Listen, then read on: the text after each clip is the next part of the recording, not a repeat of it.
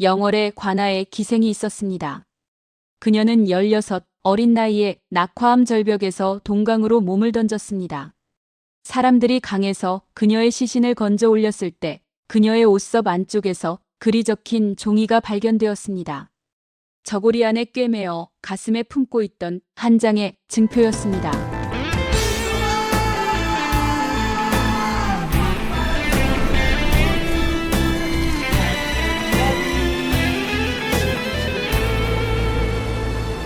영월이라 하면 많은 사람들이 먼저 조선조 6대 임금인 단종을 떠올릴 것입니다.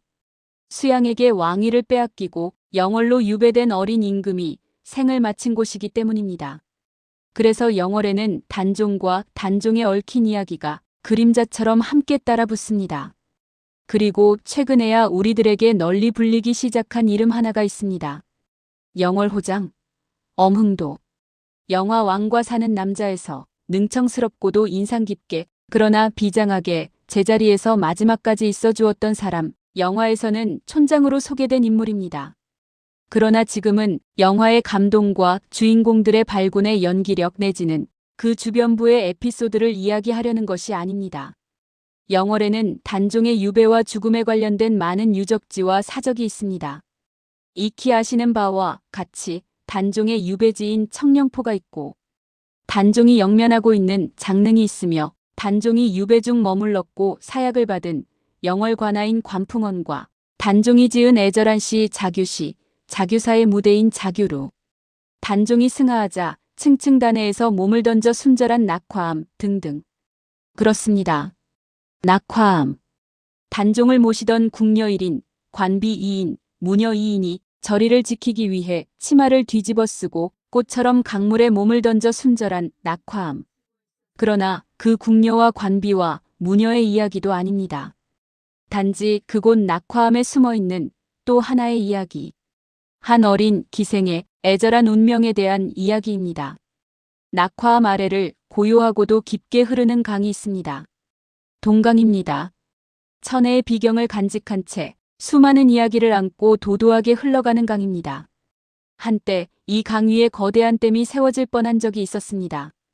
하지만 영월 군민들과 뜻있는 사람들의 노력으로 그 계획은 백지화되었고 지금까지 동강이 태고의 그 모습 그대로 흐르고 있는 이유입니다. 수달이 물 위로 얼굴을 내밀고 봄이면 동강알미꽃이 바위 틈에서 고개를 내미는 강. 그러나 이 강은 그런 자연의 이야기만 품고 있는 것은 아닙니다. 사람의 이야기, 오래된 이야기, 그리고 조용히 잊혀진 이야기들도 함께 품고 있습니다. 동강을 따라 조금 더 올라가다 보면 금강정이라는 곳이 있습니다. 세종 10년에 김복항이 세웠다고 전해지는 동강을 굽어보는 팔짝지붕의 정자입니다. 자유당의 이승만 대통령이 쓴 금강정이란 현판이 아직도 붙어 있으며 퇴계 이황이 지은 금강정이라는 시와 우암 송시열이 주위를 둘러보며 쓴 금강정기 등의 문헌 기록이 있을 정도로 절경을 자랑하는 곳입니다. 그리고 그 옆 병창 위에 낙화암이라는 이름의 단해가 있습니다. 낙화암, 꽃이 떨어진 절벽이라는 뜻입니다. 조금 전 말씀드렸다시피 단종이 하직했다는 소식이 전해지자 궁녀와 궁인, 무녀들이 강으로 몸을 던진 곳입니다. 또한 말씀드렸다시피 꽃이 떨어지듯 벼랑 위 바위에서 떨어졌다고 하여 사람들은 그곳을 낙화암이라 불렀습니다. 그래서 낙화암은 오랫동안 충절의 절벽으로 기억되어 왔습니다. 단종을 향한 애절한 마음들이 그 절벽에 깊숙이 머물러 있었기 때문입니다. 그러나 낙화암에서 떨어진 꽃은 궁녀나 관비, 무녀들만이 아니었습니다.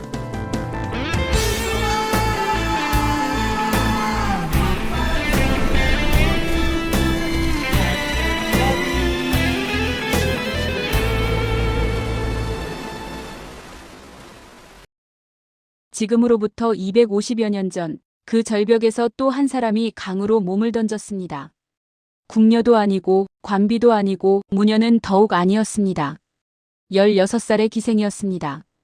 그녀의 이름은 노. 영월의 관기였던 월기 경춘입니다. 무슨 일이 있었던 것일까요? 동강이 내려다 보이는 금강정에서 낙화암으로 가는 오솔길을 따라가다 보면 절벽 위에 작은 비석 하나가 서 있습니다. 200년 넘는 세월의 풍파를 지나온 이끼가 앉은 비석입니다. 그 비석에는 8글자가 새겨져 있습니다. 월기 경춘 순절지처. 영월의 관기 경춘이 절개를 지키기 위해 몸을 던진 곳. 영월 사람들은 이 낙화암을 한동안 다른 이름으로 부르기도 했습니다. 경춘이 비석계. 그 이름만 들어도 사람들은 한 어린 기생의 한스런 이야기를 떠올리며 같이 슬퍼했습니다. 그러나 세월이 흐르면서 그 이름은 점점 사람들의 기억 속에서 멀어지게 됩니다. 낙화암은 단종 이야기의 격가지로 알려졌고 더구나 일개 기생이었던 경춘의 이름은 그 절벽의 그림자 속에 가려져 버렸습니다. 경춘의 본래 이름은 노옥입니다. 조선 영조 때 영월에 고순익이라는 선비가 살고 있었고 대개의 영월 사람들이 그랬던 것처럼 그는 단종을 유난히 흠모하던 사람이었습니다. 단종이 유배되어 생을 마친 이 고장에서 평생을 살며 늘 단종을 추모하는 마음이 깊었습니다. 그에게는 오랫동안 후사가 없었습니다.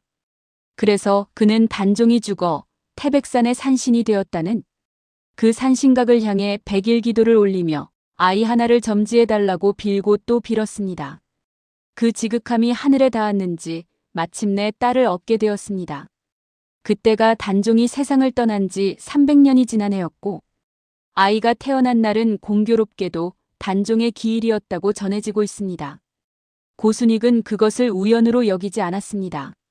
단종이 상황에서 강등되었을 당시 불리던 노상군, 즉 노상군이 점지해준 옥같이 귀한 아이라고 생각했습니다.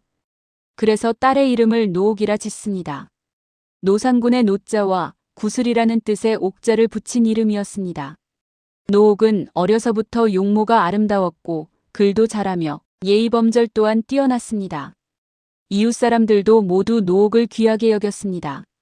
그러나 그 행복은 오래 같이 하지 않았으니 노옥이 5살 되던 해 어머니가 세상을 떠나고 3년 뒤에는 아버지마저 삶의 끈을 놓았습니다. 어린 나이에 부모를 모두 잃은 것입니다.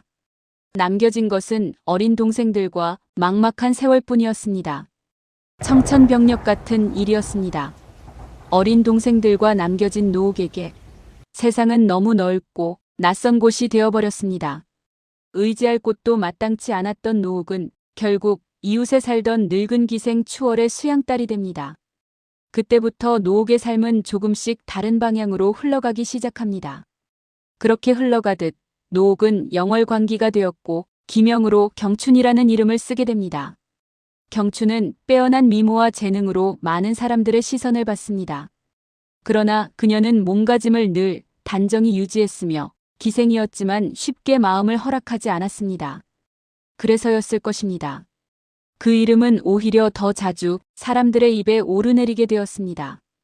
그러던 경춘이 16살이 되던 해 단종의 묘소인 장릉 근처에서 하나의 인연을 만나게 됩니다. 이수학, 영월 부사 이만회의 아들이었습니다. 두 사람은 금강정을 오가며 사랑의 감정에 들게 되었고 자주 만나면서 서로의 마음을 확인하게 되었습니다. 둘의 사랑은 깊어지고 이수학은 경춘에게 약속합니다. 과거에 급제한 후 돌아와 혼인을 하자고. 3년만 기다려달라고. 그러나 세상 일은 늘 사람의 뜻대로 흘러가지 않는 법. 영월부사였던 이만회가 한양으로 영전하며 아들인 이수학도 함께 떠나야 했습니다. 떠나기 전 수학은 다시 한번 경춘에게 다짐을 합니다. 반드시 돌아오겠다는 증표를 써주면서 훗날을 기약하였고 경춘은 그 약속의 글을 소중히 여기며 옵기단에 꿰매어 늘 몸에 간직했습니다. 이수학이 떠난 뒤 영월에는 새로운 부사가 부임합니다. 그리고 그때부터 경춘의 삶은 급격히 무너지기 시작했습니다. 새로이 부임한 부사 신광수는 경춘의 아름다움에 마음을 두었고 수청을 요구합니다. 경춘은 전임 부사의 자제 이수학과 맺은 언약과 증표를 보이며 단호히 거절합니다. 그러나 부사 신광수는 쉽게 물러나지 않았습니다. 거절은 곧 모진 매질로 돌아왔습니다. 기록에 추초라는 말이 남아 있습니다. 볼기를 치는 형벌입니다. 경춘은 여러 차례 매질을 당하며 죽이겠다는 위협까지 당하게 됩니다. 그렇게 치욕과 두려움에도 굴하지 않던 어느 날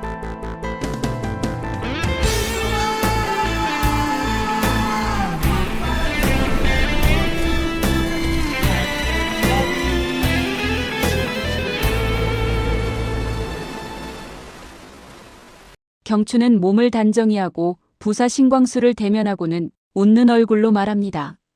며칠만 시간을 주시온다면 몸을 추스른 후 원하시는 바를 따르겠습니다. 며칠의 말미를 얻었습니다. 그러나 다음 날 경춘은 다른 길을 택합니다.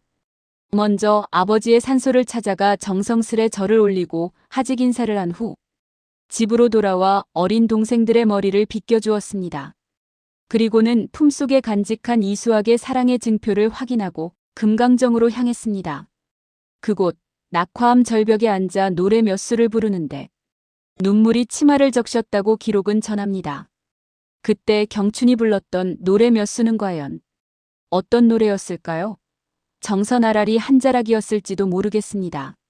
갈란에 구만리 먼 길 한많은 세상길 버리고 한양난군 가슴에 품고 어메야 아베야 곁으로 아리랑 아리랑 아라리요 아리랑 고개고개로 나를 넘겨주오. 노래가 절벽 위에서 바람에 흩어지고 동강 물결 위로 길게 흘러내렸을 것입니다. 옆에 어린 동생이 있었습니다. 경춘은 동생을 달래어 먼저 집으로 돌아가게 합니다. 결국 절벽 끝 단해에 경춘만 서 있습니다. 강과 하늘 그 사이에 혼자만 남았습니다. 아득한 절벽 아래로 검푸른 강이 굽이치며 소용돌이치고 있었습니다. 경춘은 한치의 망설임도 없이 강으로 몸을 던집니다. 1772년 임진년 10월 그녀의 나이 16이었습니다. 놀란 사람들이 달려와 강에서 시신을 건졌는데 그때 옥기 속에서 무엇인가 발견되었습니다. 저고리 안에 꿰매어 가슴에 품고 있던 종이 한 장. 그것은 이수학이 남긴 약속의 증표였습니다. 그리고 아무 일도 없었습니다. 세상엔 아무런 일도 없었습니다. 세월이 흘렀습니다.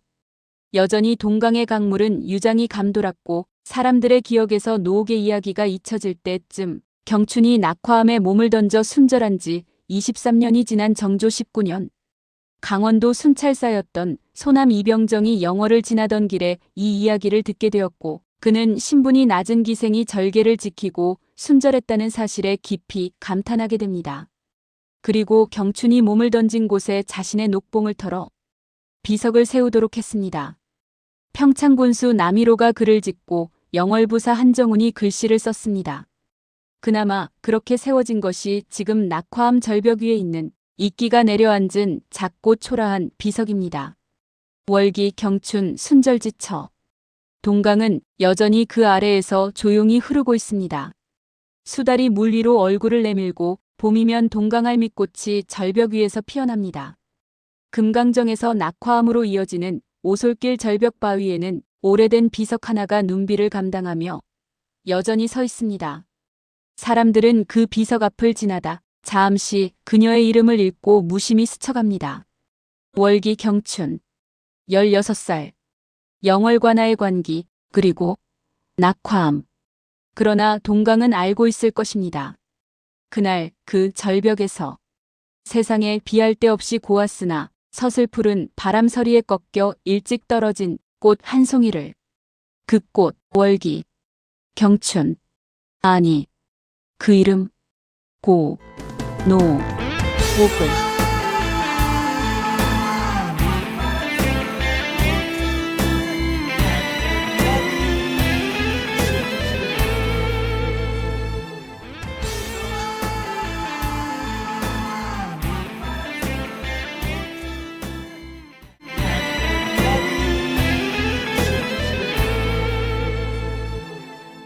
남원의 춘향은 한국인이라면 모두 알고 있는 이름입니다.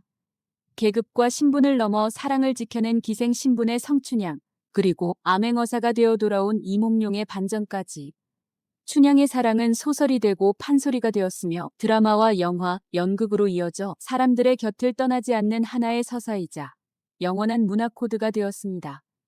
이와 달리 강원도 영월에는 이름조차 알려지지 않은 기생이 있습니다.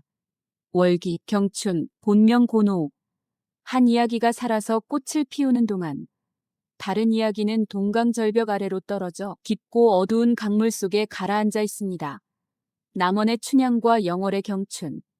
비슷한 시대, 비슷한 사랑을 수놓았지만 결말은 전혀 다른 곳에 닿아 있습니다. 오늘 그 두 이야기 사이에 놓인 시대의 얼굴을 조금 들여다볼까 합니다.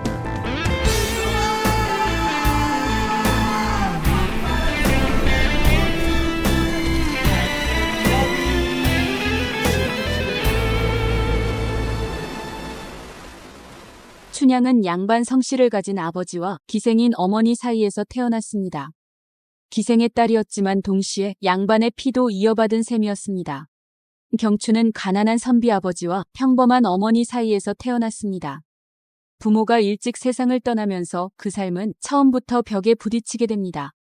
그렇게 두 사람의 출발점은 조금은 달랐습니다마는 그럼에도 두 사람은 닮은 점이 많았습니다.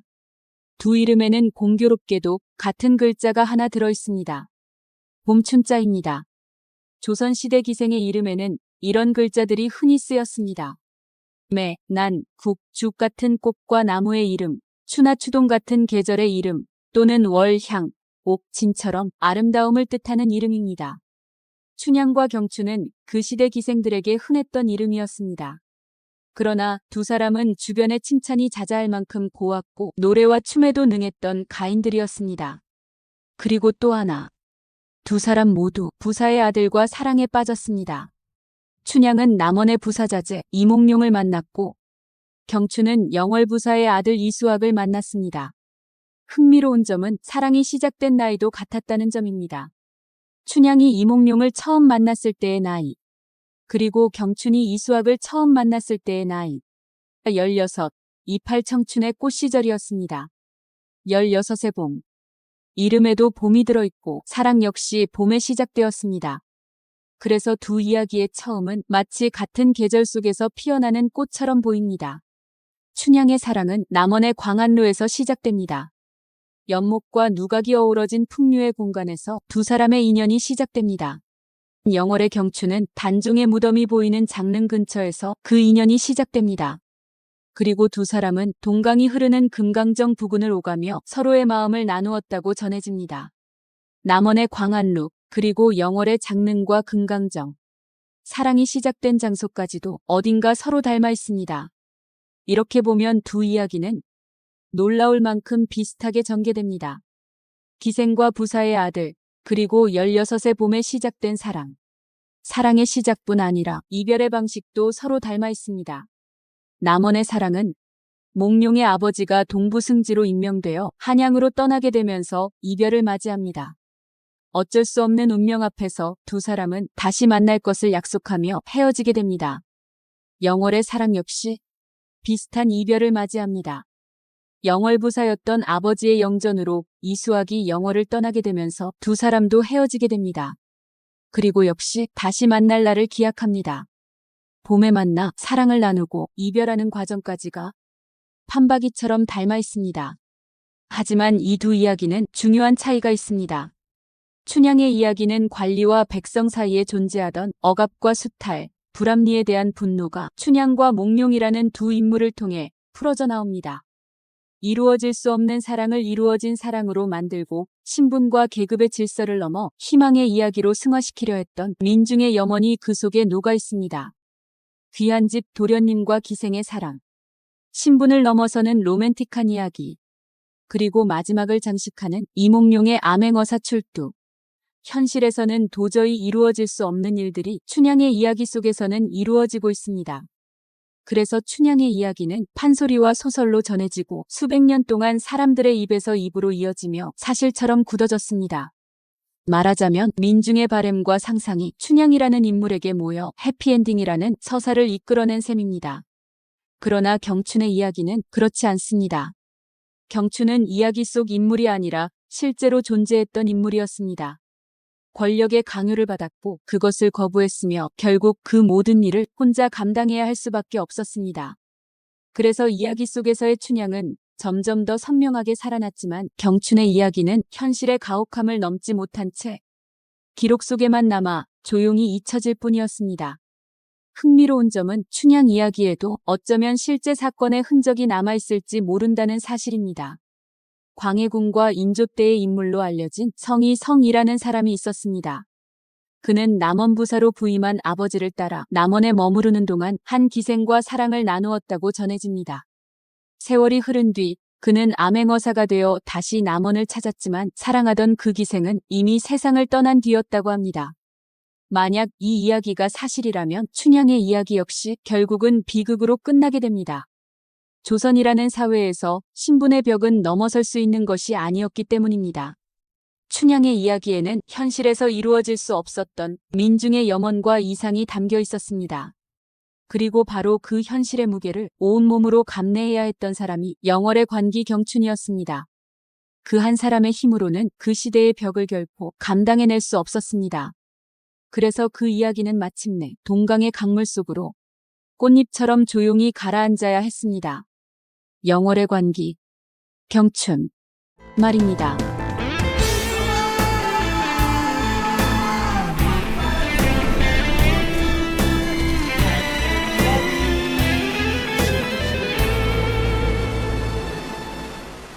춘향과 경춘의 이야기는 서로 닮아 있습니다. 하지만 그 이야기가 어디로 흘러가느냐를 가르는 하나의 지점이 있습니다. 그 자리에 두 남자가 서 있습니다. 남원의 이몽룡, 그리고 영월의 이수학입니다. 춘향전에서 이몽룡은 이야기의 끝에서 다시 등장합니다. 그것도 평범한 청년이 아니라 암행어사로 나타납니다. 억울하게 갇힌 춘향을 구하고 탐과 놀이를 벌하는 정의의 인물로 말입니다. 그 장면은 춘향전 전체에서 가장 극적인 장면이기도 합니다. 동시에 조선의 백성들이 가장 간절히 바라던 장면이기도 했습니다. 억울한 일을 당했을 때 어디선가 나타나 모든 것을 바로잡아줄 사람. 그래서 사람들은 이야기 속에서라도 구원을 찾았습니다. 이몽룡은 단순한 이야기 속 인물을 넘어 민중이 마음속으로 그려낸 정의의 모습이 됩니다. 그래서 춘향의 이야기는 사랑 이야기이면서도 동시에 희망 이야기가 됩니다. 수많은 이야기들이 모여 한 사람의 이야기로 굳어지고 그 위에 민중의 염원이 더해지면서 마침내 해피엔딩의 구조로 완성된 것.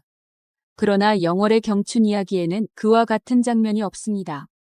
경춘에게 사랑의 증서까지 써준 영월 부사의 아들이었던 이수학은 이야기를 뒤집는 영웅으로 등장하지 않습니다.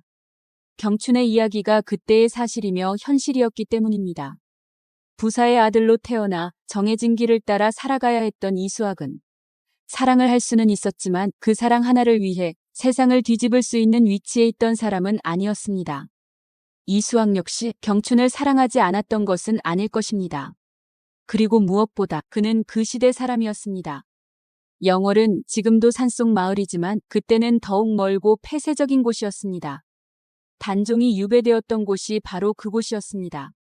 한양에서 영월까지의 길은 지금처럼 몇 시간 만에 닿는 거리가 아니었습니다. 산을 넘고 강을 건너야 하는 멀고도 먼 길이었습니다. 이수학이 그곳을 떠나 한양으로 돌아가 버리면 그 먼 영월에서 벌어진 일들은 점점 희미해질 수밖에 없었을 것입니다. 한양으로 돌아간 사람의 삶은 빠르게 흘러갑니다. 과거 시험이 있고 관직의 길이 있고 집안의 대소사가 이어집니다. 그러다 보면 젊은 시절 한때의 기억들은 점점 희미해지기 마련입니다. 그래서 춘향의 이야기에는 이몽룡이 다시 나타나지만 경춘의 이야기에는 아무도 나타나지 않습니다. 춘향의 이야기에는 돌아온 사람이 있지만 경춘의 이야기에는 돌아온 사람이 없습니다.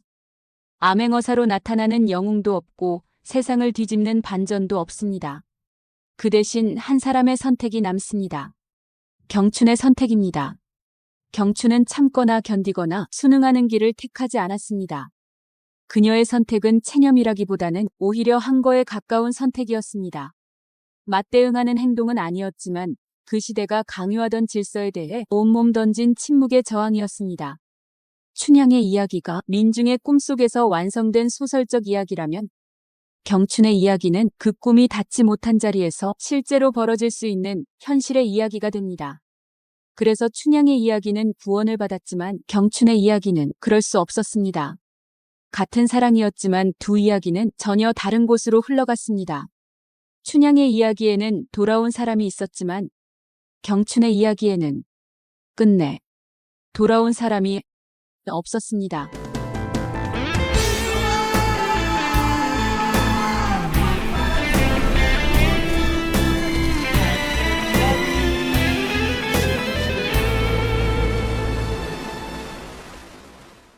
춘향과 경춘의 이야기는 그렇게 닮아 있습니다. 16의 봄, 부사의 아들과 사랑에 빠진 기생, 그리고 이별. 그러나 그 이후의 길은 전혀 다른 곳으로 흘러갑니다. 춘향의 이야기에서는 이몽룡이 돌아옵니다. 어사가 되어 춘향의 억울함을 풀어주고 탐과 놀이를 벌합니다. 그래서 그 이야기는 해피엔딩으로 끝납니다. 하지만 영월의 경춘 이야기에는 돌아오는 사람이 없습니다. 그래서 그 이야기는 혼자 감당해야 하는 무게로 남습니다. 비슷한 선에서 출발한 사랑이었지만 결론은 전혀 달라집니다. 이 대목에서 우리는 풍류라는 말을 떠올리게 됩니다. 풍류라는 말은 자연을 벗삼아 시를 짓고 뜻이 맞는 이들과 술잔을 나누며 고운 노래와 검은 고소리를 곁에 두고 사는 안빈낙도의 삶을 말합니다. 삶의 멋과 여유를 자유롭게 누리는 태도이기도 했습니다. 그러나 시간이 흐르면서 그 말의 의미는 조금씩 달라지기 시작합니다. 풍류라는 의미는 어느새 연회와 향락의 자리에 스며들고 방탕과 탈선마저 그 이름으로 묶여 포장되기도 했습니다. 그리고 그 자리 한가운데에는 언제나 기생이 있었습니다. 노래를 부르고 춤을 추고 술자리를 밝히는 존재. 그리고 기생은 풍류를 함께 나누는 사람들이 아니라 그 풍류의 자리를 증폭시키고 그 풍류를 위해 희생해야 하는 도구가 되어야 했습니다. 풍류의 자리는 언제나 빛났지만 그 빛을 밝히는 사람들의 삶은 그만큼 가볍지 않았습니다. 춘향전에는 그 장면을 정확하게 찌르는 한 편의 시가 등장합니다. 변학도의 잔칫날, 거린으로 변장한 이몽룡이 술에 취한 듯 읊었다는 시입니다.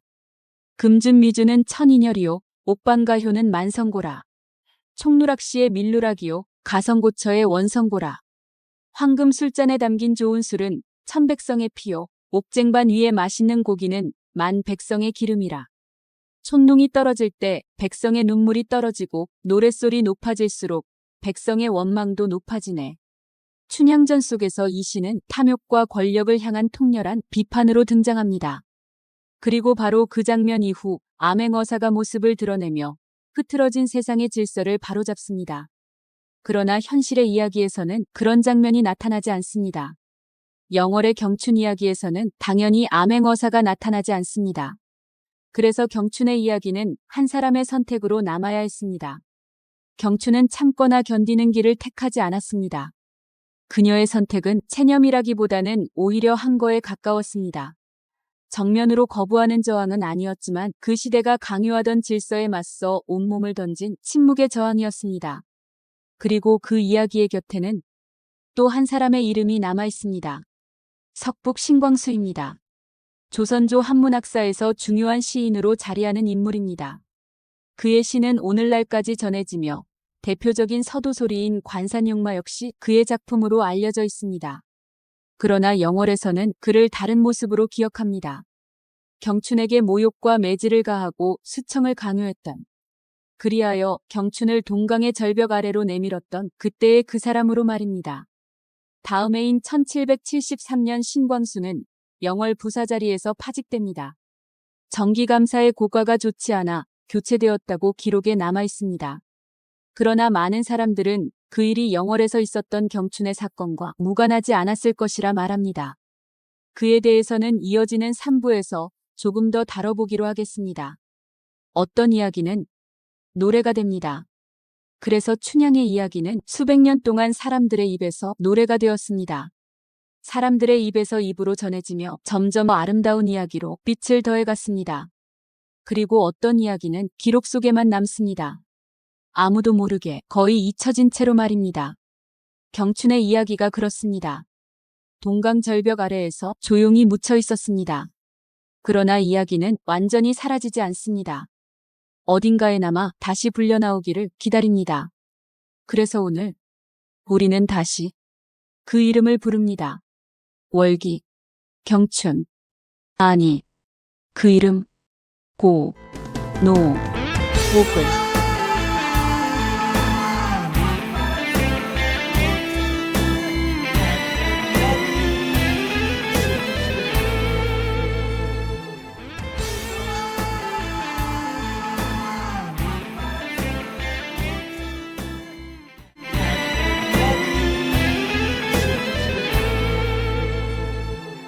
경춘은 그렇게 낙화암의 벼랑 끝에 홀로 섰습니다.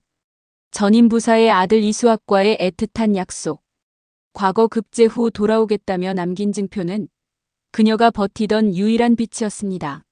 하지만 새로 부임한 부사의 탐욕은 그 빛을 허락하지 않았습니다.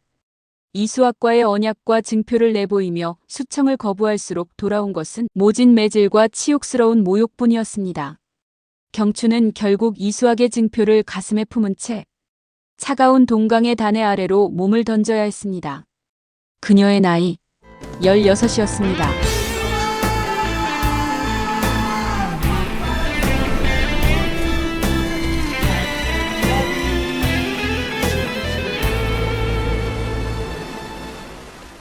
영월의 낙화암에는 지금도 사람들이 오갑니다. 일대는 공원으로 조성이 되어 있어 아침과 저녁으로 주민들이 자주 찾지만 일부러 찾아오는 외지인은 많지 않습니다. 영화 왕과 사는 남자의 순기능으로 인해 장릉, 청령포, 관풍원에는 단종의 비극을 쫓는 발길이 끊이지 않습니다. 그러나 수많은 궁녀와 관비들이 몸을 던졌던 이곳 낙화암은 여전히 시선의 바깥에 놓여 있습니다. 살아서도 방해인이었고 죽어서도 철저한 방해인이 되었습니다. 어쩌다 찾은 사람들은 무심하게 사진을 찍고 떠나갈 뿐 이 벼랑 끝에 맺혔던 서러운 눈물을 기억하는 이는 많지 않습니다. 월기 경춘의 이 이야기는 처음부터 기록에 남은 것이 아니었습니다. 관아의 눈치를 보며 영월 사람들이 입에서 입으로 숨죽여 전해온 가냘픈 구전이었습니다. 하지만 이 희미한 숨결을 기록으로 붙잡으려 했던 한 사람이 있었습니다. 강원도 순찰사였던 소남 이병정이었습니다. 소남 이병정, 1766년 정시 문과에 급제하여 왕에 의해 중용된 인물입니다. 당시 정조의 신임을 받았던 능력 있는 관료였으며 경춘의 이야기를 공개적으로 비문에 기록하여 후세에 전하는 데 결정적인 역할을 하였습니다. 그는 명망 높은 관료였습니다. 1795년 영월을 지나던 이병정은 바람결에 떠도는 경춘의 사연을 듣고 발길을 멈췄습니다. 그는 경춘에 대한 자세한 내막을 알고 권력에 굴하지 않은 기생의 절개에 깊이 감동하여 자신의 녹봉을 털어 비석을 세우게 했습니다. 비문에는 그의 진심이 서리발처럼 남아 있습니다. 이천적이 내능 변차, 차진 열여야, 오가 무수, 풍성지도 호, 천한 신분의 몸으로 이토록 장한 일을 해냈으니 이는 참으로 열려로다. 어찌 그 이름을 세워 후세에 전하지 않겠는가. 경춘이 죽은 지 24년이 지난 뒤의 일이었습니다. 영월 사람들 가슴에만 묻혀있던 이야기가 비로소 비석 뒤에 새겨져 역사가 된 순간이었습니다.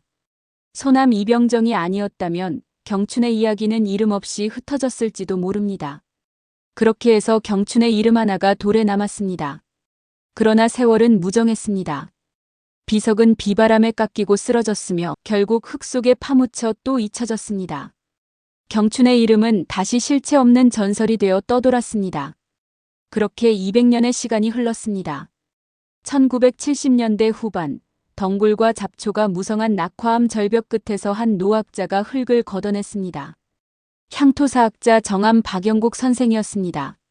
모두가 잊고 있던 그곳에서 선생은 기적처럼 월기, 경춘, 순절지 처라고 새겨진 비석을 발견했습니다. 비석에는 경춘의 본명인 노옥과 함께 그녀의 사연을 돌에 새겼던 소남 이병정의 이름이 선명하게 남아 있었습니다. 사라졌던 것이 아니라 누군가 다시 찾아주길 기다리며 땅속에 깊이 묻혀 있었던 것입니다. 바람으로 떠돌던 경춘의 이야기가 단단한 사실이 되어 세상 밖으로 걸어나온 순간이었습니다. 기록하려 했던 이들의 진심이 없었다면 우리는 오늘 경춘이라는 이름을 단 한자도 읽어내지 못했을 것입니다.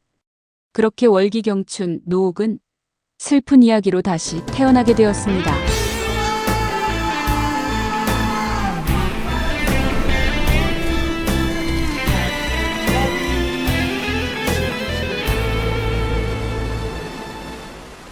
경춘의 순절은 어느 날 갑자기 찾아온 운명이 아니었습니다. 거기엔 명확한 이유가 있었고 어긋난 채 마주 선 두 사람이 있었습니다. 1771년 한 시인이 영월 부사로 부임합니다. 석북 신광수. 그는 당대 문단의 중심에 서 있던 시인이었습니다. 그가 지은 한시, 등, 악양루, 단, 관산육마는 관산육마로 제목을 받고 서도소리의 최고봉이 되었습니다. 한양의 선비부터 평양의 기생에 이르기까지 온 나라 백성들의 마음을 사로잡았습니다. 이토록 아름다운 시어를 세상에 내놓은 그는 분명 노래를 남긴 사람이었습니다. 하지만 그가 다스려야 할 영월은 단지 풍류의 땅이 아니었습니다. 어린 임금, 단종의 눈물이 강물에 섞여 흐르고 사육신과 생육신의 절개가 구비마다 서린 곳이었습니다. 각지의 명사들이 그 절개를 확인하려 영월을 찾았고 그들을 맞이하는 자리엔 관기들이 있었습니다. 당시의 관기는 국가의 녹을 먹는 공직자이자 예술가였으나 동시에 수령의 명을 거역할 수 없는 신분의 굴레에 묶인 존재였습니다. 그 어긋난 풍류의 그림자 속에서 비극은 시작되었습니다. 기록과 비문은 말합니다. 부사 신광수는 기생 경춘에게 수청을 요구했습니다. 이미 정인과 마음을 맺었던 경춘은 단호히 거부했습니다. 하지만 권력의 무게는 16 나이에 관에 묶인 기생이었던 소녀가 감당하기에는 너무나 가혹했습니다. 관아 안에서 강제로 끌어들이려는 자가 있었고 수차례 매질을 당해더는 견딜 수 없는 지경에 이르렀습니다. 아내 인유강지자, 숲이 추초, 태불 능감이라. 강요는 폭력이 되었고 거부는 고통이 되었습니다. 붓끝으로 세상을 울리고 만인의 사랑을 받는 노래를 만든 걸출한 시인이 정작 자신이 다스리는 고을의 한 소녀는 벼랑 끝으로 밀어내고 있었던 것입니다. 경춘은 마지막 결심을 굳힌 듯 성복을 입고 관아에 들어 행차를 며칠만 늦춰달라 청합니다. 그것은 삶을 정리하기 위한 마지막 유예였습니다. 그녀는 아버지의 묘를 찾아 작별을 고하고 어린 동생들의 머리를 정성껏 빗겨주었습니다. 그 고요한 준비 끝에 경춘은 동강의 푸른 물결이 내려다 보이는 낙화암 벼랑 끝에 섰습니다. 그리고는 절벽 위에 앉아 노래 몇 수를 불렀습니다. 좌어절석, 애가 수결. 벼랑 끝단에에 앉아서 노래 몇 수를 부르니 읍하첨상, 비안 불자승시라. 눈물은 치마를 적시는데 슬픔과 한을 누를 수가 없었다. 신광수가 남긴 노래는 악보가 되어 세상에 화려하게 남았지만 그날 벼랑 끝에서 경춘이 불렀던 마지막 노래는 허공으로 흩어졌습니다. 노래를 마친 16의 경춘은 망설임 없이 절벽 아래로 몸을 던졌습니다. 망설임 없이 온몸을 던졌습니다. 그녀가 죽고 얼마 지나지 않아 신광수는 부사 자리에서 물러납니다. 공식적인 고과 기록은 행정에 어둡고 정무에 소홀했다는 평가를 남겼지만 영월의 민심은 이미 알고 있었습니다. 수령의 분별 없는 탐욕이 꽃같은 목숨을 벼랑 끝으로 밀어냈음을 말입니다. 신광수는 이후 조선 후기 한문학의 중요한 시인으로 역사에 기록되었습니다. 그의 이름은 우아한 문장 속에 남았습니다. 그러나 그가 머물렀던 영월의 낙화암엔 전혀 다른 이야기가 남았습니다. 누군가의 풍류는 화려한 기록의 노래가 되었으나 누군가의 절개는 서러운 기억의 노래가 되었습니다. 권력으로 뺏으려 했던 자의 명성은 여전히 당대에 빛나는 문장으로 전해지지만 스스로의 온몸을 던져 지키려 했던 16 경춘의 절개도 결코 사라지지 않았습니다. 경춘의 진심은 오늘도 깎아지른 절벽 위 작고 낡은 비석에 지워지지 않는 이름으로 남아 유장이 흐르는 동강물을 굽어보고 있습니다. 시인이자 귀한 신분의 부사가 남긴 노래와 천한 계급의 기생이 지킨 절개, 두 개의 이름은 그렇게 낙화암의 안개 속에 나란히 박제되어 오늘도 흐르고 있습니다.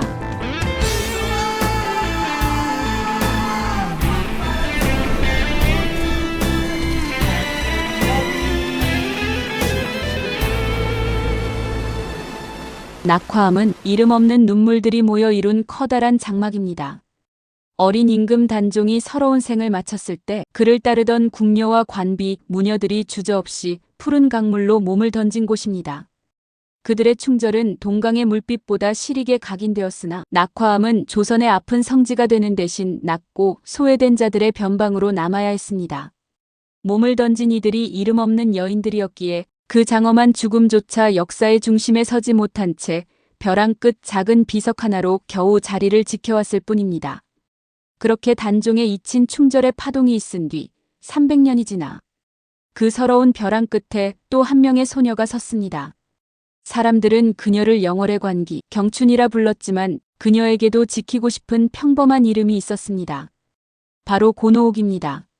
관기라는 신부는 선택이 아닌 굴레였으나 노옥은 그 가혹한 삶 속에서도 자신만의 저리를 꽃피웠습니다. 부당한 권력에 맞선 노옥의 죽음은 한 인간으로서의 존엄을 지키려 했던 고결한 저항이었습니다. 하지만 오늘 우리가 마주하는 낙화암은 어떤 모습입니까?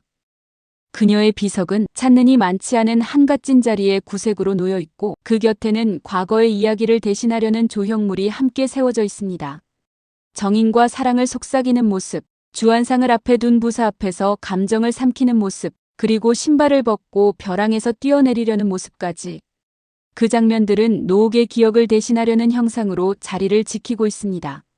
더욱 마음이 무거워지는 것은 단종의 억울한 죽음 이후 여인들이 몸을 던졌고 그 300년 후 노옥이 순절했던 낙화암의 본체가 관광조성이라는 명목 아래 훼손되고 있다는 사실입니다. 지금 영월에서는 시내의 한쪽에 우뚝 솟은 복례산을 잇는 모노레일과 동강의 전망을 위한 시설들이 들어서며 낙화암의 허리는 잘려나가고 동강과 벼랑이 이루던 태고의 조화는 파손되고 있습니다. 비록 노옥이 선자리는 화를 면했다 하나 그녀의 노래가 허공을 채웠던 신성한 공간이 이제 스카이워크라는 관광단지 조성의 명분 뒤로 숨어버렸습니다. 우리가 이곳에서 진정으로 찾아야 할 것이 화려한 시설과 관광을 위한 편리함이었을까요? 낙화암은 단순한 관광지가 아니라 영월의 정신이 깃든 절의와 저항의 상징입니다. 인공의 시설이 강물을 가로막아도 그날의 여인들이 지켰던 고결한 마음만은 동강의 물결을 타고 유장하게 흘러야 합니다. 이제 우리는 또 물어야 합니다. 벼랑을 깎아 길을 내는 것이 진정한 발전인지 아니면 그 벼랑 끝에 맺힌 눈물을 닦아주며 이 여인들의 이름을 온전히 복원하는 것이 우리의 도리인지를 말입니다. 그렇게 250년이 넘는 시간을 건너 우리에게 돌아온 노옥의 이야기는 오늘을 사는 우리에게 다시 묻고 있습니다. 이 벼랑 위에서 우리는 무엇을 보고 있는 것인지, 그리고 우리는 또 무엇을 기억하려 하는 것인지.